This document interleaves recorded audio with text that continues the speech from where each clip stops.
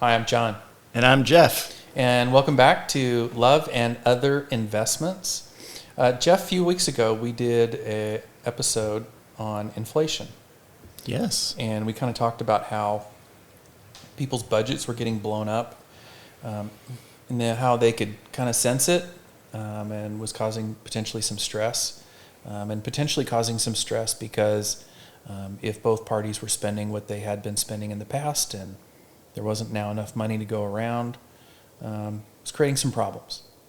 So a couple of days ago, I saw an article on CNBC, which is the business channel on cable, one of the business channels.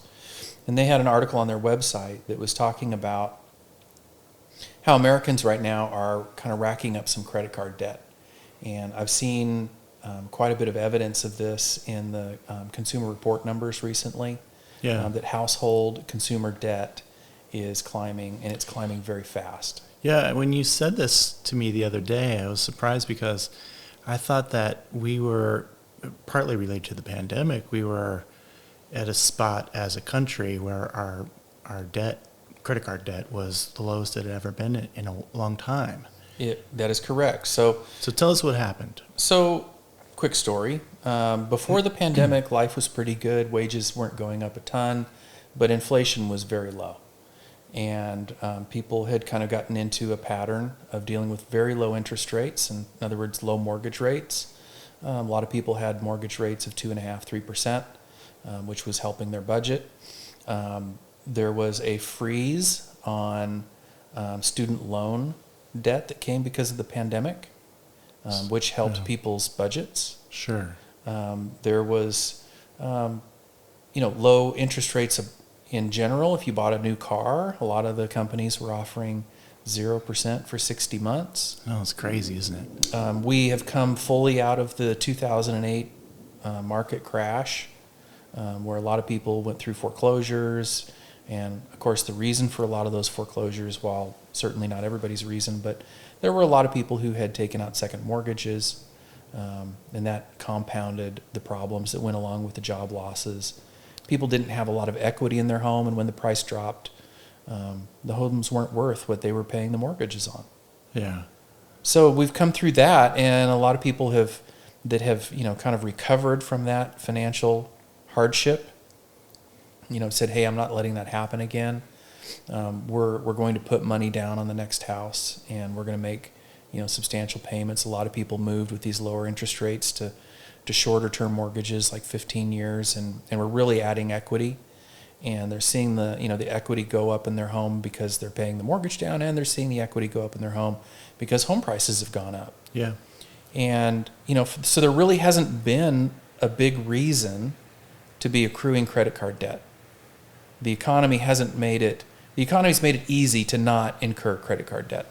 That hasn't stopped everybody, but we're now in a situation with inflation, with the actual cost of all of the things that we are used to buying being more expensive and our wages not adjusting. It's now more expensive to do the things that we would normally do. And our money isn't stretching quite as far as it used to, and we talked about that. Yeah. But there's something really different going on right now also. Which is what? And that is discretionary spending. And in fact, the article had a term for it that I had never heard before, and they call it revenge spending. Revenge spending? Yeah, which sounds aggressive. It does. It's like, we need to talk about that? Basically what the article was saying is that the average person in America right now, and by the way, I've never met the average person. Sure. I don't know if they live in Duluth or Hoboken or where they live. Right. But according to the article, about $345 a month of discretionary credit card spending was happening right now that was not getting repaid. You mean they were spending $345 more than they might have a year ago per month? They were currently spending about $345 a year. Last year it was like $250, and the year before that it was like $170. Okay. So it's climbing and climbing fast. And I don't know that you can credit some of this to inflation, but some of it is just, whether it's kind of self-medication. I'm under a lot of stress. The world is falling apart underneath me. I'm thinking, was there pent-up demand? I mean, a lot of people kind of tighten their spending because they were really worried they were going to lose a job or right? something like And that. that's an element also. As we finally came out of the pandemic, and dadgummit, we're going to get on that plane and we're going to go to that place that we haven't gone to in forever. Sure. And so there's been some spending that is just kind of pent up of, kind of goes along with coming out of the lockdowns of COVID. But I'm not sure that a lot of people have thought through the idea that they're realizing what that's doing to them financially. Now, if you're saying, hey, we'll just solve it later, there's not a lot to talk about because later will come and you'll have to figure it out. Sure. But I think there's probably quite a few people out there right now, and this is kind of why I'm wanting to do this episode, that aren't really paying attention to their credit card balances. They're paying about the same amount they do every month, maybe a little bit more, but the balance is slowly creeping up. The temperature's slowly going up. Yeah. And this is creating some bills that are going to get harder and harder to pay back. This is the frog in the pot analogy. You want to tell, not everybody knows this. If you know the story, a lot of people do, but if you don't, so. Yeah, so there's this analogy where, you put a frog in a pot of water and it's room temperature and you very, very slowly increase the temperature, very slowly, so the incremental increase is not noticeable by the frog, and because they are not warm-blooded animals, and so they eventually just kind of boil to death in the pot, right? They don't notice the incremental change and they just die in the pot, as opposed to if it was pretty hot when you put them in, they'd jump right out. Correct. So these small changes over time. I don't know if that's true, by the way. Don't try that with a real frog. We like frogs. We like frogs. It's just an analogy. Jerk did this a long time ago, and we're going to find out who he is and make him pay. But I think the point is that we need to have some awareness when our environment is changing around us. And I think people, if they let it go too far, they find themselves in a place that is going to cause a ton more stress than what they're ready to face. And so I just want to give a few tips because, yes, things have gotten more expensive. And yes, car loans have gotten more expensive. And yes, if you take an exciting new job, you need to know that that wonderful low mortgage rate that you have, if you have to move for that job, you're going to lose it. You're going to have to face higher mortgage rates because they're not going to give you the old rate that you had before. Sure. There's a lot of things going on right now, a lot of moving parts in the economy. And things that we used to think were a certain way are no longer that way. Now, disclosure time, this is just some general, basic financial education time. You are not anyone's financial planner that's listening. I'm not planning here. Yeah. I'm just telling you kind of what the weather is out there. Sure. But having a moment where you check in with your spouse, whether that be every couple of weeks or once a month, where you say, hey, just heads up, here's where we are. Here's where the checking account balance is. Here's where the savings account balance is. It's the credit card balance. This is what's going on with the credit card spending. These seem to be the big things that are driving change, so that everybody is aware. Yeah. Hey, we used to be, $250 a month positive, and now we're running in the red a little bit, or that margin of safety is gone. We're still making it, but that margin of safety is gone. I think those types of little triage events when things are moving around are so important. And I don't know how many, obviously I don't know, but I don't know how many couples have deliberately set up a system to communicate those things regularly. I have with my wife. And every week we keep close track of our dollars in a piece of software, online software. And you've always done this, Jeff? No. I you know the answer to that. No, we didn't start doing this until you and I start working on this project. So tell me how it worked before. Badly. Very, very badly. It was... Give us a day in the life. I'm not asking for a ton of disclosure here, but... Yeah, no, it was like, we didn't have a communication path for talking about what to spend our money on. We just spent. Mm-hmm. And sometimes we would have conflict about whatever that was. Not like it was going to ruin our marriage, but it wasn't pleasant. Mm-hmm. And we weren't headed in the same direction. We didn't have thoughts about what we were trying to build together. We were just going with the flow. We're letting it unfold. Mm-hmm. And I'm sure that's normal for a lot of people. You know what I Maybe mean? you are the average guy. Maybe. Here I live in Oklahoma City, Did you spend $346 last month? I did not spend more money. Okay. I have not been spending more money Let me make a case here for why this is a big deal on this average guy. Because if the average guy is spending $346 a month that he's not really accounting for, and he's married to the average girl and she's spending $346, we're talking about $8,000 a year that you really don't know where it went or had a plan for. And for a lot of folks, that's what you put, that might be more than they're putting into their retirement plan per year. Sure. That might be more than they spend on a vacation in a year. Or having an emergency fund or whatever. Having an emergency fund or paying for children's education the list is long, right? Right. It's a lot of money.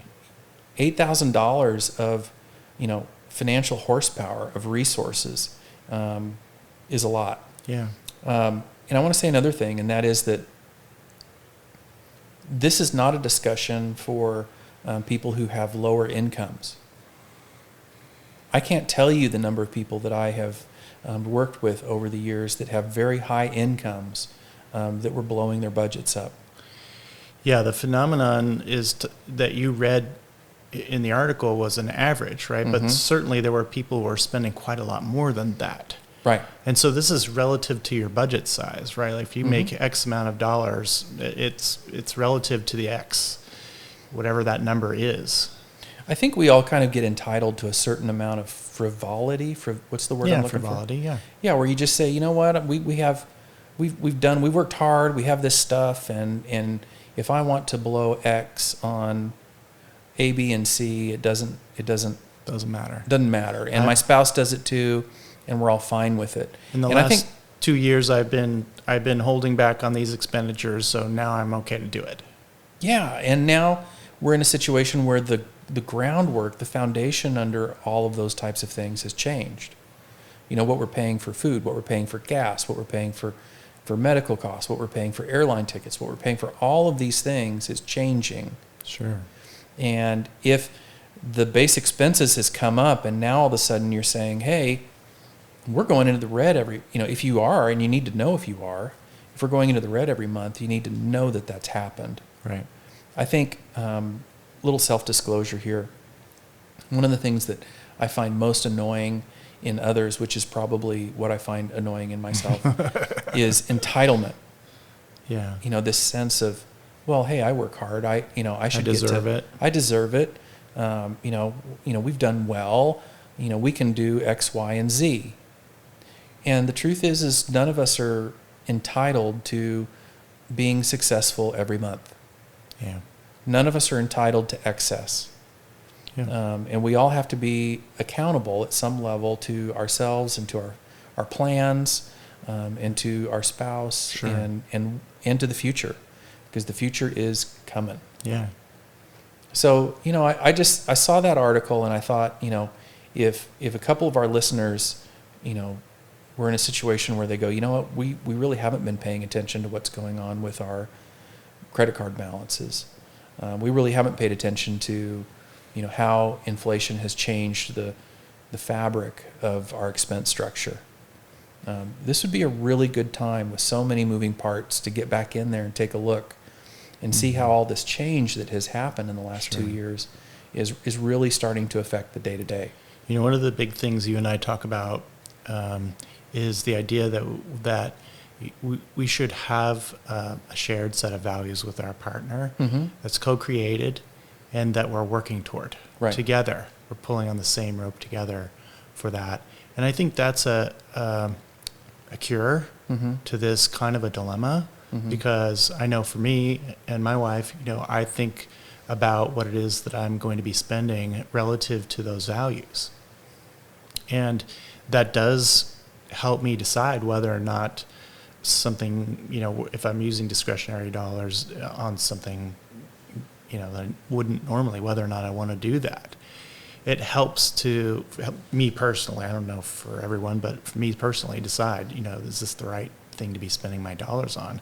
And the second part of it is, that you and I have talked about many times, is knowing where your location is financially at all times, which is what you were saying earlier, is extremely important in this kind of situation. Yeah, because even if a year ago or 2 years ago you knew what your financial location is or was, your location may have changed. It definitely It may not changed. be where you left it. Yes. Yes. If you think finding your keys is a challenge, wait till you try to find out how to pay for some debts that you didn't really even have an awareness that you had accumulated. Yeah. I mean, I think it's an interesting paradox, that word location, because it's really a snapshot. Our dollars are always moving. Right. They're never actually still. Money's coming in and it's going out all the time. And so we're just taking a snapshot of a moment. And if you do that on a regular basis, you have a sense of what that motion is, right? Right. But if you don't, then I think it's really easy to spend $300 and whatever it was a month extra and not realize it until a month or two later. And you're like, whoa, now I have $2,000 of debt that I didn't realize. And I know this is a thing because I work with people who find themselves, and this is really the way it is described by them. Well, we found ourselves with more debt than what we had thought. We found that we had taken on some expenses that we hadn't really planned on. Yeah. And that discovery of those types of things is often pretty painful. And I will often ask them to go back and go through those credit card bills and figure out where it actually went. And it probably won't shock you to find that a lot of people won't go back and actually do it. Yeah. I don't want to know. It's painful. It's like, nope, don't want to know. Don't want to start that argument. I don't want to feel bad about it. It's in the past. It doesn't matter. Right. And I don't think because something's painful and because it's in the past means it doesn't matter. Correct. And that's bigger than just about money, too. Absolutely. Yeah. So, when the world changes around you, we need to adapt.